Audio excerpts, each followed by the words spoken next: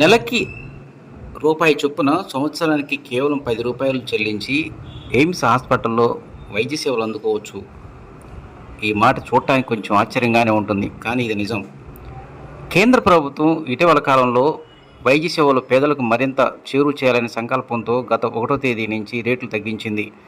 Mangalagiri AIIMS హాస్పిటల్లో ఇక నుంచి సంవత్సరానికి రూ. 10 చెల్లించి వైద్య సేవలు అందుకోవచ్చు. అంటే ఒక్కసారి కనుక మనం రూ. 10 ఫీజు చెల్లించినట్టయితే ఆ ఫీజు వ్యాలిడిటీ సంవత్సరం పాటు ఉంటుంది.